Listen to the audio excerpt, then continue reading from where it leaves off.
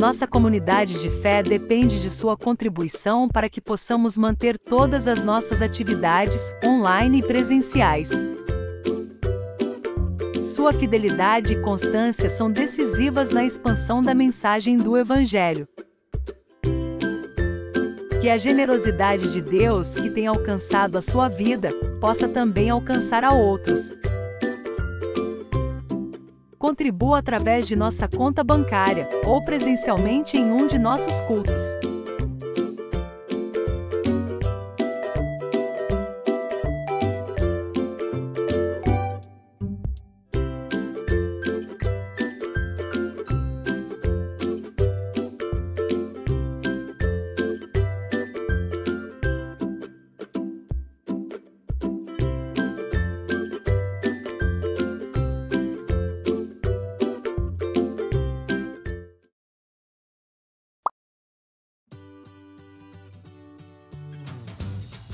Você já está cadastrado em nossa lista de transmissão do WhatsApp? Envie uma mensagem para este número para que receba informações sobre toda a programação de nossa igreja. Não se esqueça de adicionar o número à sua agenda, senão as mensagens não se tornarão visíveis.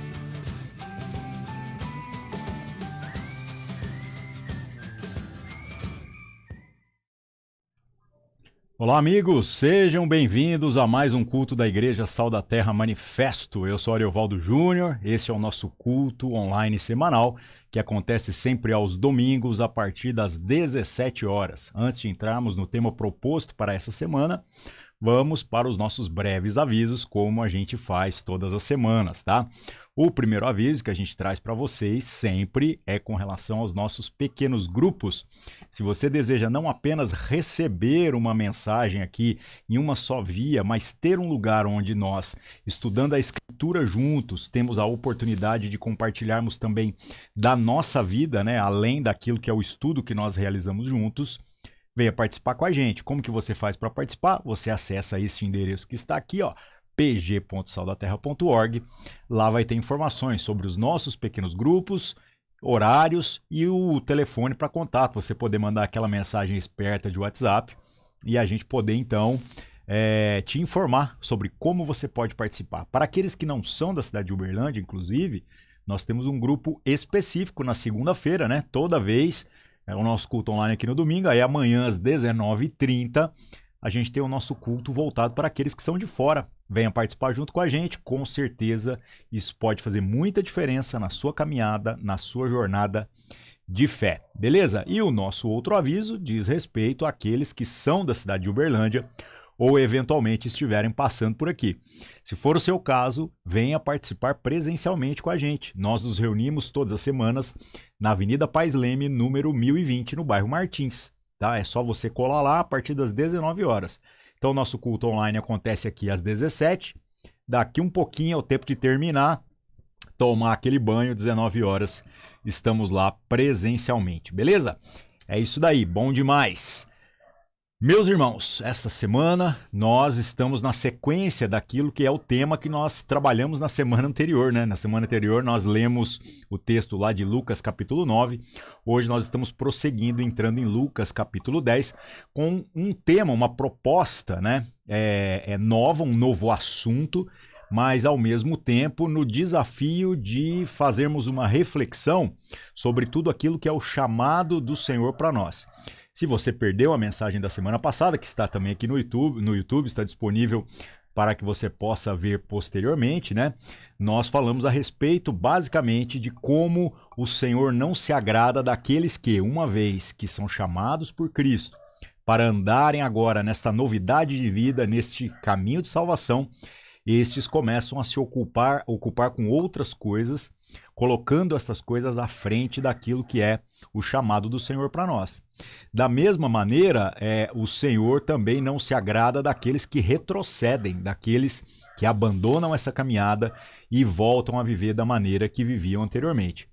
Agora, qual é a ideia? A ideia é, você é uma pessoa que diz assim, não, eu reconheço o chamado do Senhor para a minha vida, é isso mesmo que eu quero, eu entendo que o Senhor tem me atraído de maneira irresistível para esta salvação, já tentei fugir de Deus, mas já cheguei na conclusão de que isso não é possível, então eu quero a vontade de Deus para mim. Ótimo! Agora o que acontece é que nós temos que fazer as contas a respeito de outros detalhes que eventualmente podem passar desapercebidos na jornada do religioso. Por que passa desapercebido? Porque o religioso, no sentido pejorativo, né, no sentido ruim dessa expressão, ele vai se relacionar com as coisas sagradas apenas nos seus momentos de necessidade ou apenas na superficialidade das circunstâncias que lhe convém.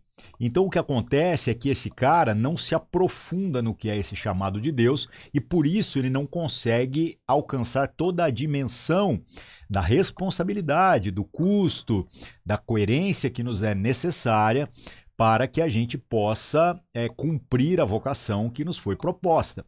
Então fomos chamados, já entendemos que não dá para andar para trás, não vamos nos ocupar de outras coisas à frente daquilo que é esse chamado do Senhor para nós.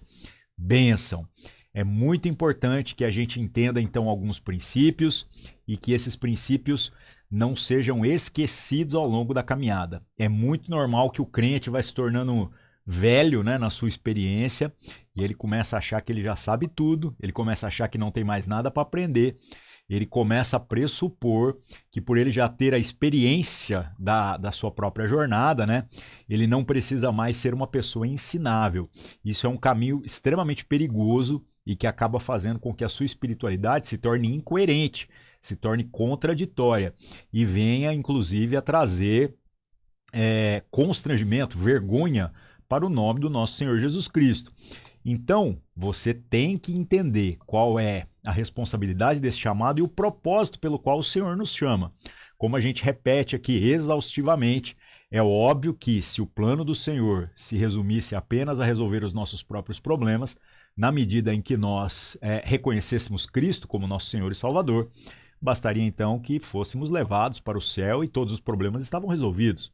Se o propósito do Senhor não é apenas esse, mas a gente vai percebendo que é fazer com que o reino de Deus seja visto, materializado, testemunhado através do nosso viver em favor das outras pessoas, se nós permanecemos vivos, então precisamos viver alinhados com esse propósito, alinhados com essa missão. E aí, então, o que a gente vai ter que fazer? Nós iremos nos engajar com esse desejo do Senhor de fazer com que o evangelho que nos alcançou seja visto para que outras pessoas também possam ser alcançadas. Esse chamado não é para apenas algumas pessoas especiais, esse chamado não é só para o pastor, para o missionário, para o pregador, mas esse chamado é para todo aquele que foi agora incluído na família de Deus, todo aquele que é filho de Deus, tá?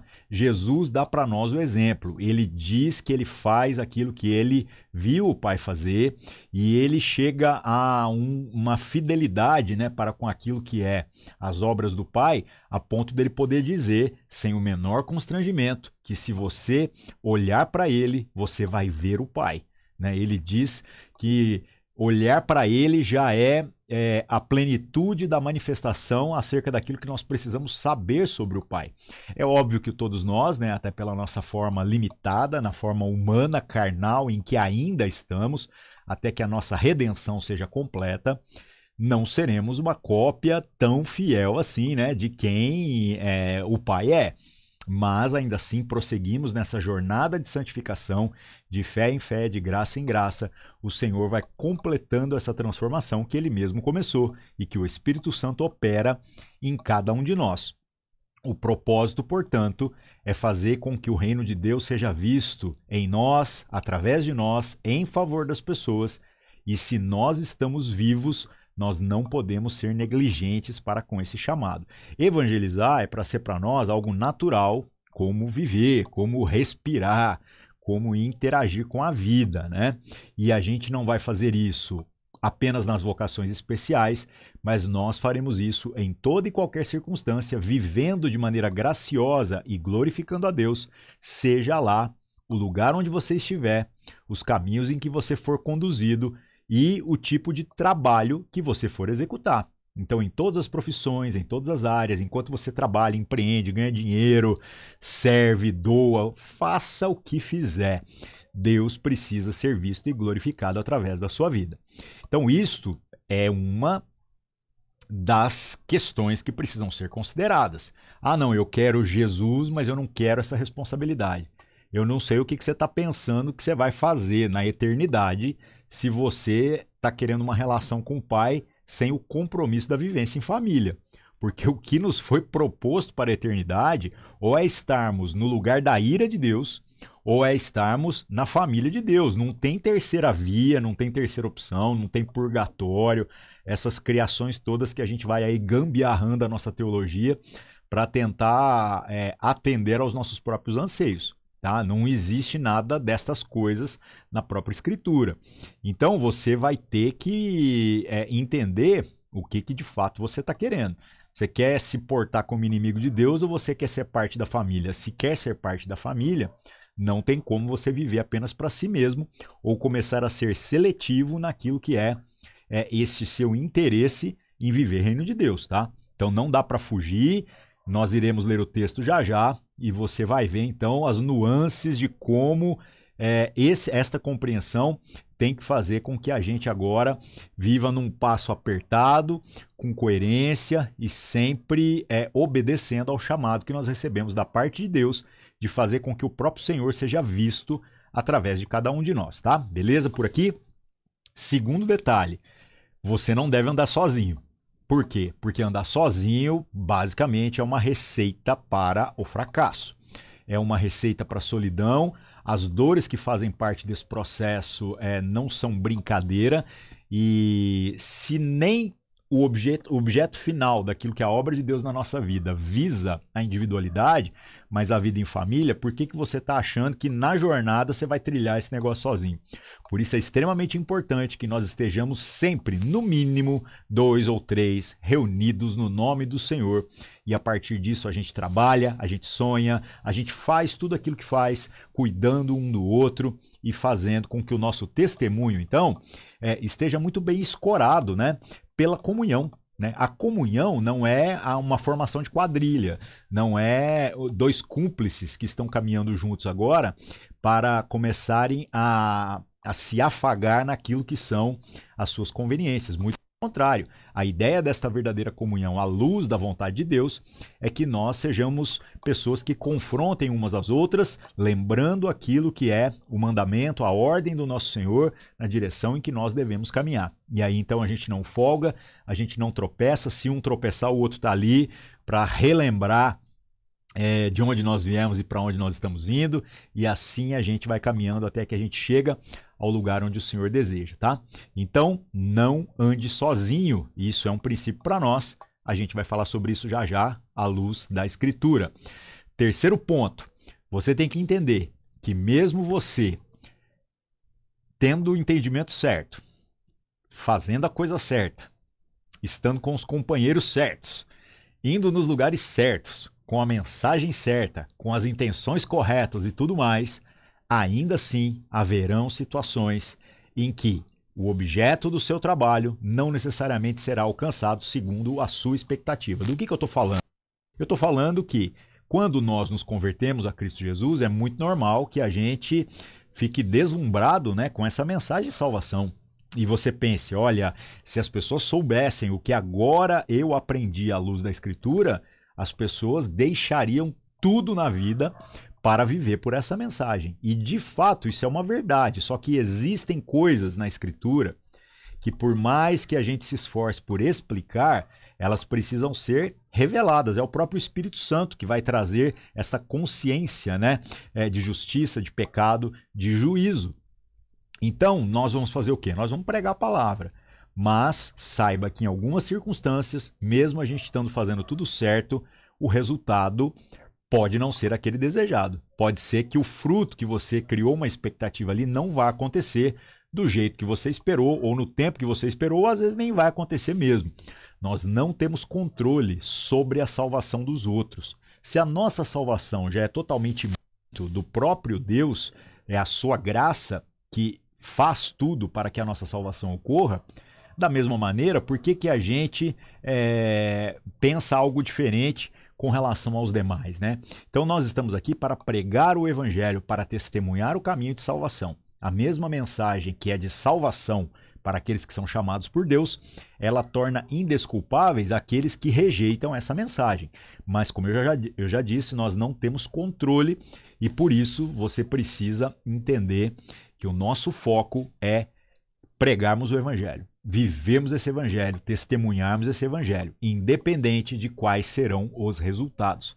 Se você não entender isso, você vai tentar manipular as condições para obter resultados segundo a sua própria expectativa. E embora isso possa encher, né, o nosso clube religioso, que a gente está chamando de igreja, mas nem sempre é, de pessoas, e isso não necessariamente pode estar alinhado com aquilo que é o desejo de Deus.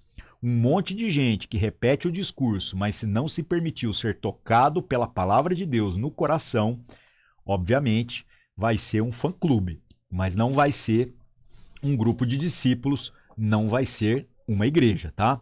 Então, cuidado, nós não temos controle sobre os resultados, estamos aqui para sermos fiéis naquilo que nos foi confiado, tá?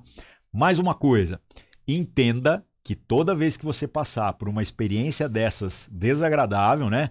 É uma experiência onde você está no lugar certo, fazendo a coisa certa, com a mensagem certa, e esta mensagem não for recebida, não é para você de maneira nenhuma carregar um tipo de trauma naquela situação. De fato, sacode a poeira, bola para frente, não guarde mágoa das pessoas. Pode ser que a semente que nós fomos utilizados por Deus para colocar agora, ela vai dar certo mais ali na frente, tá? Então, será que a gente compreende essas coisas? Será que na nossa maneira de interagir com esse chamado de Deus para nós, nós compreendemos que fazendo estas coisas com entendimento, isso não se torna um peso, isso não se torna um fardo, isso não se torna algo pelo qual a gente se desespera quando percebe que não tem tanto controle e a gente começa a entender que isso é uma vocação natural para nós e que é um privilégio fazer parte disso? Pois é. Se você não abrir mão do controle sobre os resultados, mas você começar a tentar achar que você é a última bolacha do pacote aí, né? Que vai resolver os problemas de Deus, olha os extremos, né? Ou o religioso não quer fazer nada, ele só quer a contemplação, ou então ele quer fazer tudo e acha que ele vai resolver o problema de Deus, né? Esses dois extremos não tem nada a ver com aquilo que é o chamado de Deus para nós. O que acaba acontecendo com essa pessoa? Ela, na verdade, não entende que esta ilusão do poder de Deus que se manifesta através das nossas vidas, seja para curar, seja para ministrar salvação e para que as pessoas se convertam e tudo mais, todas essas coisas não é algo natural em nós, mas é de fato sobrenatural. O que isso significa? Significa que o mérito continua sendo todo de Deus e que se há um verdadeiro motivo para que a gente se alegre, não é o fato de nós sermos aqueles que são usados por Deus, né, como se o poder em nós fizesse da gente gente digna, né, ou gente que merece ser aplaudida por ser usado por Deus. Não, a verdadeira alegria é do fato de nós também termos sido alcançados pela salvação em Cristo Jesus. Beleza? Pô, Ari, legal isso tudo que você falou, mas da onde saiu isso tudo? Do texto bíblico. Vamos ler o texto e a gente vai recapitular tudo que eu tentei explicar aqui para vocês. Beleza? Vamos lá. Lucas capítulo 10, né? Na sequência daquilo que a gente falou na semana passada. Diz assim, né? Do verso 1. Depois disso, o Senhor escolheu outros 70 e os enviou de 2 em 2 para que fossem adiante dele a cada cidade e lugar onde ele haveria de passar. Olha que legal. Qual foi o propósito do Senhor ao recrutar esses 70 para enviar de 2 em 2 e começar essa obra de evangelização naquele tempo? Muito simples. Que eles chegassem num lugar e anunciassem a mensagem da salvação para que depois Jesus chegasse até lá. Isso não mudou, isso é inerente à nossa própria vocação. Às vezes a gente quer assim, Senhor Jesus, muda a minha cidade, muda o meu bairro, muda o meu trabalho, muda o coração do meu patrão, muda o coração do meu empregado, muda o coração da minha esposa, do meu marido, do meu filho. Mas a gente não está entendendo que para que essas coisas aconteçam, o próprio Senhor Jesus enviou gente como nós para ir até lá e anunciar que o reino de Deus havia chegado. nós estamos aqui ainda debaixo dessa mesma vocação. Sermos aqueles que testemunharão da manifestação desse reino de Deus. Se as pessoas não enxergarem o mover de Deus, começando em nós, elas não vão enxergar Deus em lugar nenhum, pode ter certeza disso, tá? Essa é a nossa vocação. Verso 2. E lhes disse: a seara é grande, mas os trabalhadores são poucos. Por isso peçam ao Senhor da seara que mande trabalhadores para a sua seara. Vão, eis que eu os envio como cordeiros para o meio de lobos. Olha que mensagem forte, né? Ah, tem muita gente precisando ouvir de Deus e tem pouca gente para falar de Deus. Isso é uma realidade, o próprio Senhor Jesus concordou. Nossa, tá difícil falar de Deus porque as pessoas estão como lobos querendo nos devorar hoje quando você chega com uma mensagem tão graciosa como essa do Evangelho. Isso também é verdade. O Senhor Jesus já avisou aqui, tá? E o negócio vai piorando, né? Então a gente está sendo enviado de fato para lugares que, se a gente não tiver a plena consciência, certo? Do que nós estamos fazendo ali, a gente vai ser tragado pelo próprio ambiente, pelas próprias circunstâncias, tá? Vamos lá, verso 4. Não levem bolsa, nem sacola, nem sandálias, não saúdem ninguém pelo caminho. Ao entrar numa casa, digam primeiro, paz seja nessa casa. E se houver ali uma pessoa que ama a paz, sobre ela repousará a paz de vocês. E se não houver, a paz voltará sobre vocês. Fiquem nessa mesma casa, comendo e bebendo do que eles tiverem, porque o trabalhador é digno do seu salário. Não fiquem mudando de casa em casa. E quando entrarem numa cidade e ali forem bem recebidos, comam do que lhes for oferecido. Curem os doentes que nela houver e digam ao povo: o reino de Deus se aproximou de vocês. Olha que mensagem legal, né? O que o texto está trazendo para nós aqui? É o seguinte: cuidado com o excesso de controle no planejamento daquilo que a gente foi chamado para fazer, acreditando que um bom planejamento vai evitar que todas as adversidades possam acontecer naquilo que a gente está desempenhando aí em favor das coisas de Deus. O Senhor Jesus podia ter dito exatamente o contrário, dito assim: olha, levem 2 capas, levem dinheiro, levem bolsa, porque se tudo é errado, vocês vão ter o plano B, o plano C, o plano D, não é verdade? Mas Jesus está dizendo aqui: não. Entendam que os resultados que vocês vão experimentar não dependem apenas da preparação. É óbvio que se você puder ter preparação, se você puder ter condições, isso é bom. Mas se você está esperando as condições adequadas para fazer aquilo que o Senhor mandou você fazer, pode ter certeza que você não vai começar a fazer nunca. Pare de reclamar. Vá, faça. Entendeu? Mesmo que não tenha dinheiro, mesmo que não tenha 2 capas, mesmo que não tenha as condições mínimas, tá? Ah, mas o que eu vou comer? Nós vamos comer o que tiver. Onde eu vou dormir? Nós vamos dormir onde der. Nós estamos há tantos anos como igreja, né? 20 anos completamos este ano a nossa igreja aqui, Igreja Sal da Terra Manifesto, e a gente viajou o Brasil e a América Latina, e em tantos lugares nós experimentamos de milagre em cima de milagre. A gente num dia às vezes está num resort de luxo e no outro dia a gente está dormindo na rua. De tudo isso nós já experimentamos. E os anos passaram, 20 anos, e nós ainda estamos viajando, fazendo tudo do mesmo jeito que a gente fazia lá atrás. A gente já soube ter dinheiro, depois soube não ter dinheiro, depois soube ter algum dinheiro para pelo menos conseguir fazer o básico para que o trabalho não pare, e em todas as coisas a gente se alegra no Senhor. Porque as experiências que a gente tem e o privilégio que a gente tem em servir a Deus em toda e qualquer situação não tem preço. Se a gente ficasse esperando que as condições ideais acontecessem, nós teríamos perdido os últimos 20 anos esperando essas condições. Isso é muito ruim, tá? Então, bola para frente. Vamos trabalhar. Temos muita coisa para fazermos, tá, irmãos? Verso 10. Agora sobre as adversidades que virão, né? Porém, quando entrarem numa cidade e não forem bem recebidos, saiam pelas ruas dizendo: até o pó dessa cidade que grudou nos nossos pés, sacudimos contra vocês. No entanto, saibam que está próximo o reino de Deus. E eu digo a vocês que naquele dia haverá menos rigor para Sodoma do que para aquela cidade. Ai de você, Corazim, ai de você, Betsaida, porque se em Tiro e Sidom se tivessem operado os milagres que foram feitos em vocês, há muito que elas teriam se arrependido, assentadas em pano de saco e cinzas. Mas no juízo haverá menos rigor para Tiro e Sidom do que para vocês. E você, Cafarnaum, pensa que será elevada ao céu? Será jogada no inferno. Quem ouve a vocês, ouve a mim. E quem rejeita vocês, é a mim que rejeita. Quem, porém, me rejeita, está rejeitando aquele que me enviou. Olha que coisa séria. Então, o que a gente tem que fazer? Nós temos que ir lá e testemunharmos desse evangelho de salvação com toda a fidelidade. O juízo de Deus vai vir sobre aqueles que rejeitarem a mensagem que for transmitida nessa integralidade, tá? Nós não temos controle.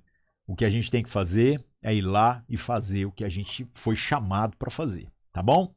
Não guarde mágoas. Pode ser que às vezes, nesse lugar que você fala assim, rapaz, ali nós fomos rejeitados, ali nós não fomos ouvidos, ali nós não fomos recebidos, pode ser que nessa situação de aparente adversidade, você vai ver como no tempo oportuno o Senhor vai fazer com que as sementes que foram ali plantadas venham a dar fruto. Lembre-se, nós não temos controle sobre os resultados. O que a gente precisa se empenhar é para sermos fiéis para com as sementes que nós recebemos. Plante a boa semente, pode ter certeza que o fruto vai ser bom no tempo oportuno, beleza? É isso daí. Prosseguindo aqui para a gente encerrar. Então, depois que esses caras foram lá, fazem essa parada, eles voltaram. Verso 17, né? Lucas 10, 17. Então os 70 voltaram cheios de alegria, dizendo, Senhor, em seu nome os próprios demônios se submetem a nós. Jesus lhes disse, eu vi a Satanás caindo do céu como um relâmpago. Eis que eu dei a vocês autoridade para pisarem cobras e escorpiões e sobre todo o poder do inimigo, e nada, absolutamente, lhes causará dano. Olha que coisa boa, né, meus irmãos? Quando a gente está comprometido, né, compromissado, né, com a mensagem do Senhor, vivendo aquilo que o Senhor deseja, nós não precisamos temer coisa alguma. Então, eu tô com um problema com o diabo, lá. Não, você tem um problema com Deus. Se você estiver vivendo em Deus, nem o diabo é problema na nossa vida. Ainda que o diabo toque na nossa vida, a gente não tem nem tempo para perder com ele. A gente vai perguntar para Deus o porquê que o Senhor está permitindo que determinada situação aconteça, qual é o processo pedagógico, o que a gente tem que aprender para que essa situação possa ser removida da nossa vida, tá? Esta é a realidade. Só que Jesus completa, ele fala, olha, vocês receberam autoridade, vocês receberam esse poder, vocês não vão agora poder ser tocados pelo mal, beleza? Mas não se deslumbrem com isso. Por quê?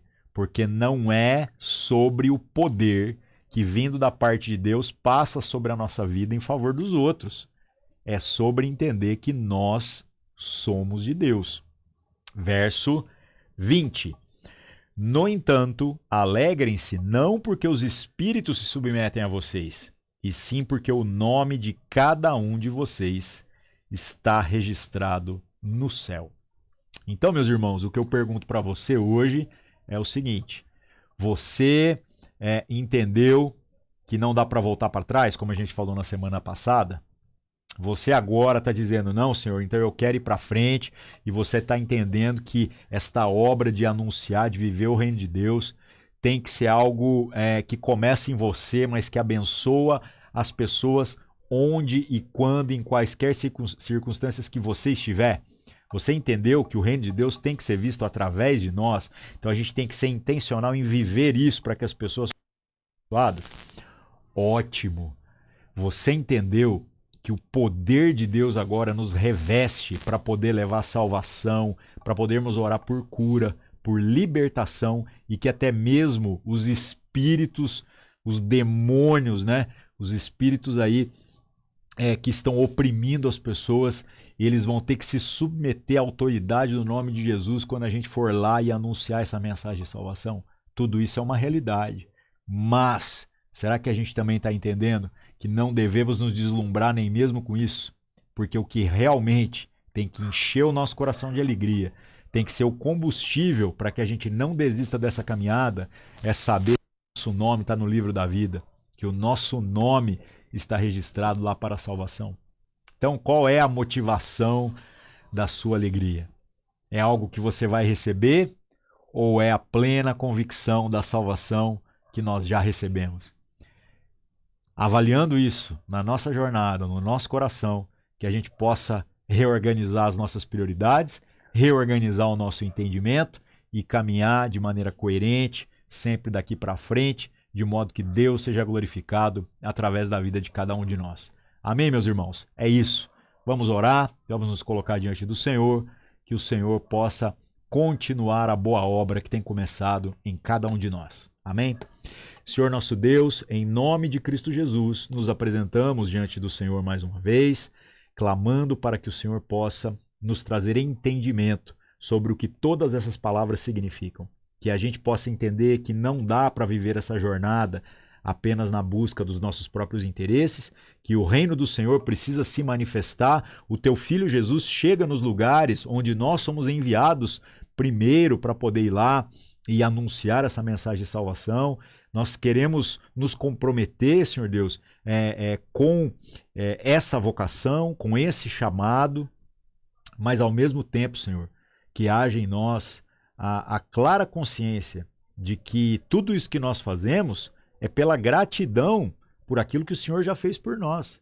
É pela alegria de saber que o nosso nome está escrito no livro da vida. Não estamos tentando comprar o teu favor, Senhor Deus, porque é a sua graça que nos salvou. Que nós possamos viver essa graça e que as pessoas possam conhecê-la também através do testemunho de cada um de nós. Que o Senhor nos dê cada vez mais do seu Espírito para que a gente pare de atrapalhar a manifestação dessa graça em favor das pessoas. Assim oramos e agradecemos, em nome de Jesus. Amém. É isso aí, meus irmãos. Que Deus abençoe cada um de vocês. Tenham uma excelente semana. Nós nos vemos aqui de novo no próximo domingo, beleza? É isso aí. Um abraço e até mais.